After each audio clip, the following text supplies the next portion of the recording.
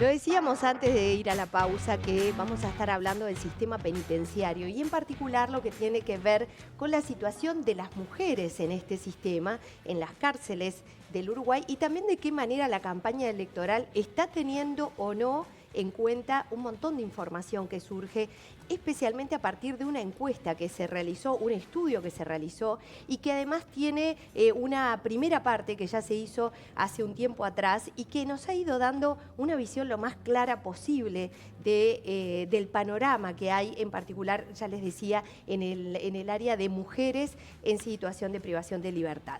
Nos vamos a entrevistar ahora con Teresa Godoy, ella es co-coordinadora del proyecto Crisálidas, que es un proyecto que tiene una pata en Europa y una aquí, financiado por la Unión Europea. Bienvenida, buenos días. Buenos días. Ahora vamos a hablar en un ratito también de qué se trata Crisálidas. Y también estamos con Florencia Roldán, ella es consultora justamente de la consultora Nómade. Buenos días, ¿cómo estás? Bienvenida nuevamente. Muchas gracias.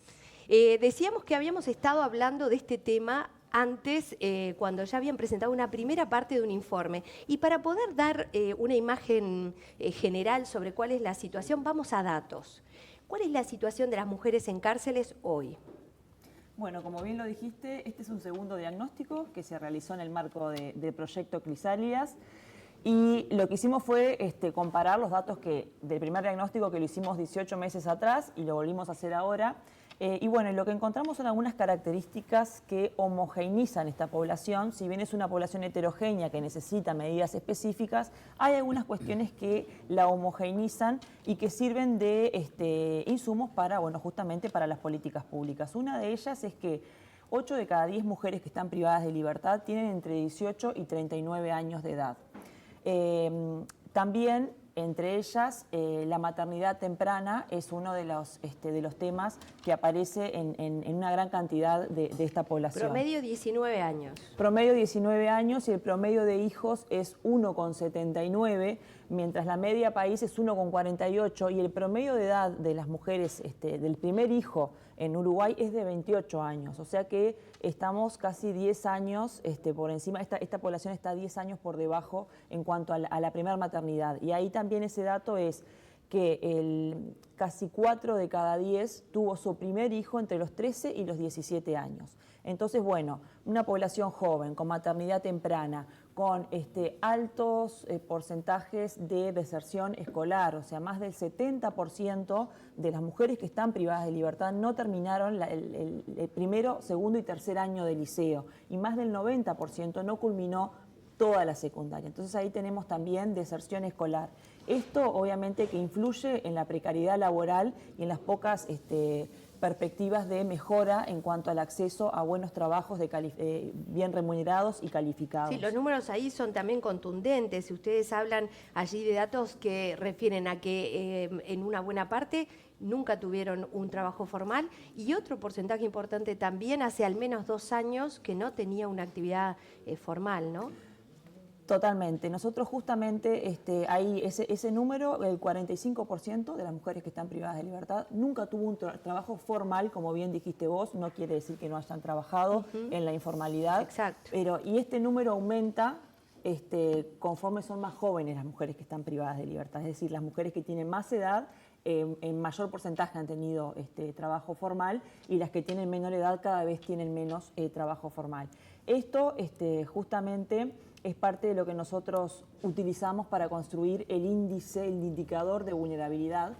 Nosotros construimos un indicador en esta segunda fase que va del 0 al 1, donde el 1 implica que sos muy vulnerable y el 0 quiere decir que no sos vulnerable. Bueno, el dato que nos da este indicador es de 0,721, es decir que una gran cantidad de esta población, de estas 1.330 mujeres que están privadas de libertad, tienen alto índice de vulnerabilidad. ¿Por qué? Porque maternidad temprana, deserción escolar y esto que tú comentabas hoy, más del 40% de ellas hacía casi 2 años que no tenía trabajo previo a su condición actual, que es estar privada de libertad. Tremendo. Y además es la verdad muy sorprendente esto que contás, no deja de impactarnos, pero además creo que requiere, digamos, la atención nuestra también cuando ustedes hablan de un documento en el que titulan "Faltan derechos sobran en las cárceles", y estoy hablando acerca de una presentación que tuvieron el martes pasado, en el que hablan directamente de que los candidatos a presidente de esta campaña electoral no ven por lo menos el tema carcelario como algo prioritario, ¿no? Y ahí ya te pregunto de paso, Teresa, cuando hoy hablaba Florencia del proyecto Crisálidas, bueno, esto está enmarcado en ese proyecto, pero ¿en qué consiste y por dónde va también esa iniciativa? Sí, bueno, pues este es un proyecto financiado por la Unión Europea. Como decía, ahí somos dos socios, uno europeo y otro uruguayo en la Universidad CLAE e INCIDEN. Con el proyecto hemos pretendido atajar el tema, poner a las mujeres privadas de libertad en el centro y atajar el tema desde distintas perspectivas. Entonces, por un lado, algo fundamental es fortalecer a la sociedad civil.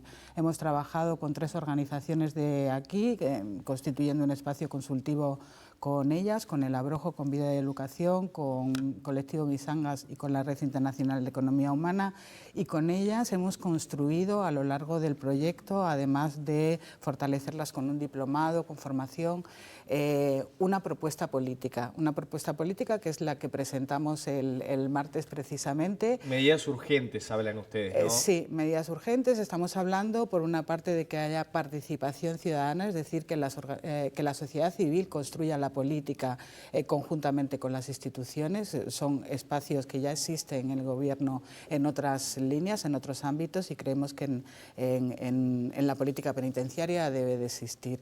Hemos tenido colaboración de las instituciones durante todo el proyecto, con el INR, con CEFOPEN, con DINALI, con ASE. Ahora mismo vamos a mejorar con un ecógrafo la unidad 5, que por cierto una de las reivindicaciones es precisamente que se cierre el nivel 5 porque las condiciones ahí son lamentables. No solamente las condiciones edilicias, sino que hablan de las alimenticias también ustedes, ¿no? Sí, sí, efectivamente. El nivel de hacinamiento es tremendo y bueno, las condiciones no son dignas, ¿no? Para poder pasar por un periodo de rehabilitación, que es lo que debería de ser esta situación, ¿no? Y no de castigo, ¿no? Que también lo decimos así. ¿Cuál es la situación de las mujeres que están privadas de libertad respecto a sus hijos, cuando tienen hijos?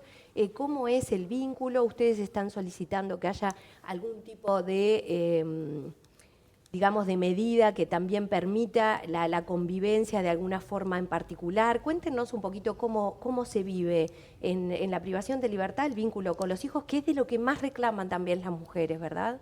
Sí, dentro de esas propuestas que hemos elaborado existe un programa de medidas alternativas y muy específicamente para las mujeres que tienen hijos o hijas dentro de las cárceles. Lo que pensamos es que puede haber otras alternativas, otros espacios donde estas mujeres pasen por ese periodo de rehabilitación, pero sin obligar a los menores a tener situaciones de encierro. Exacto, hay una propuesta, estaba mirando, miré un poco las propuestas de los partidos que había en relación a este tema, un poco pensando en esto de que podían faltar desde el ámbito político y desde las propuestas el foco, ¿no?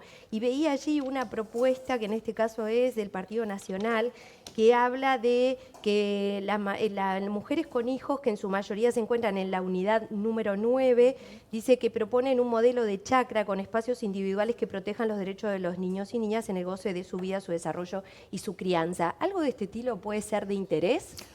Sí, efectivamente puede ser de interés y yo creo que tiene que ver también con otra de las cuestiones otra de las acciones que hemos llevado a cabo desde el proyecto, que es hacer intercambio de experiencias y de conocimiento con otros países.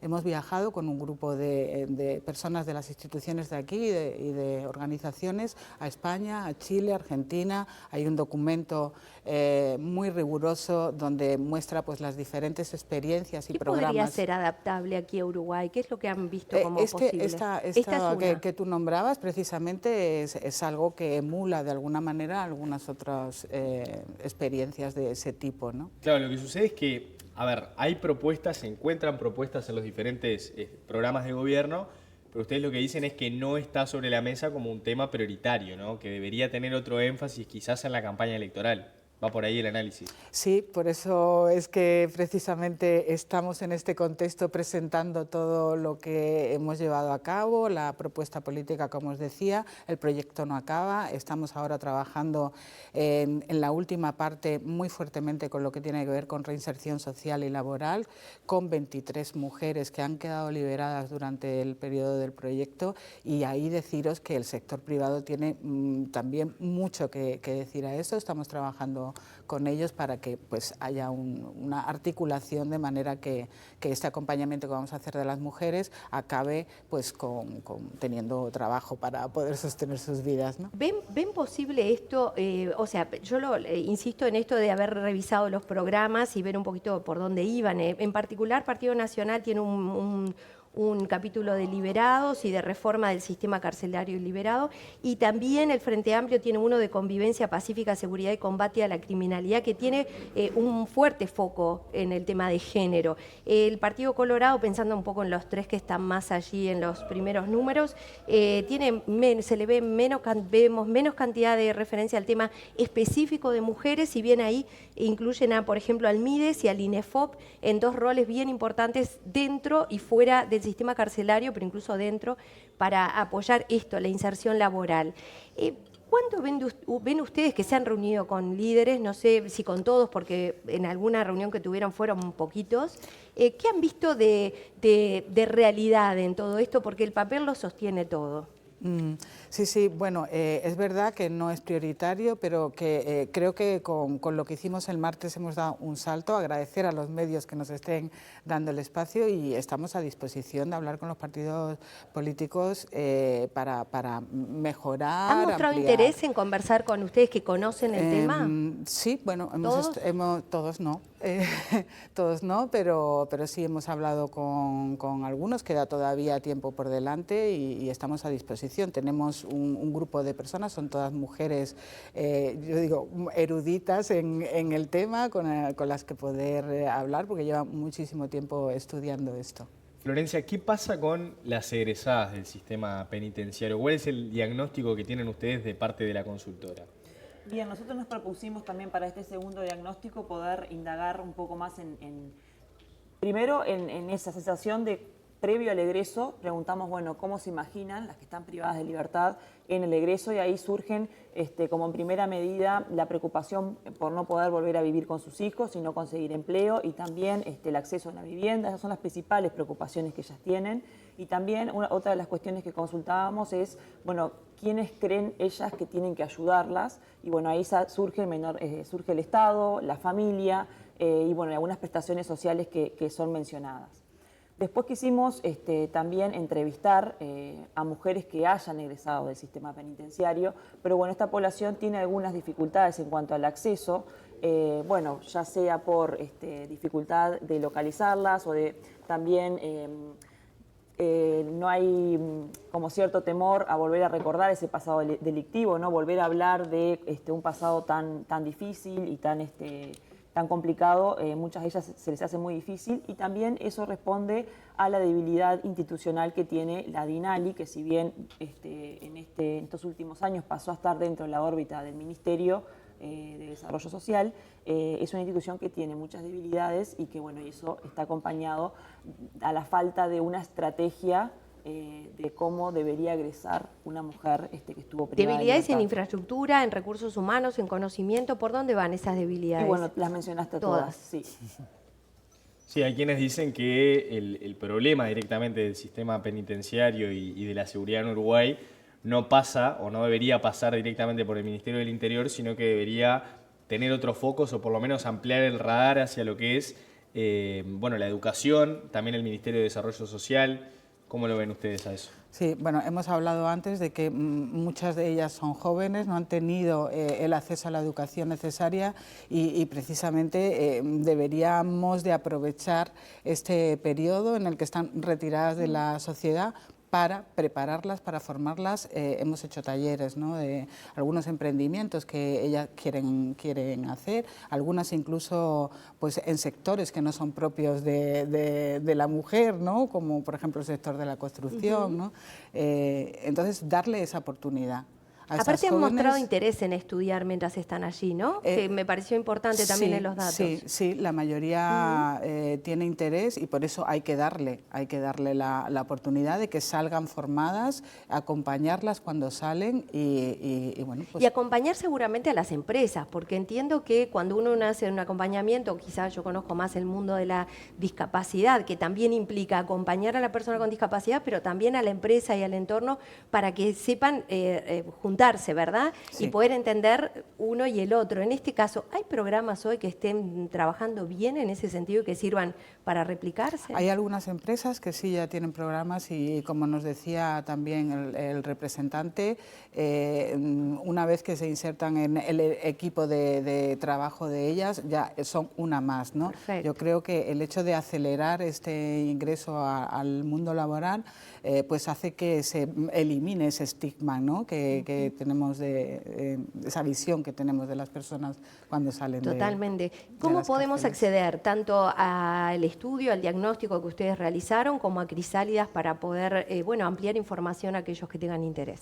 Bueno, pues a la Universidad CLAE, en su página web, tenemos publicados todos los estudios que hemos realizado y ahí en el espacio virtual está todo. Y ahí está todo, pueden acceder, perfecto, porque bueno, son datos que para quienes estén tomando decisiones políticas, pero también para las empresas son importantes. Muy bien. Teresa y Florencia, muchísimas gracias por acompañarnos. Gracias a Muchas vosotros. gracias.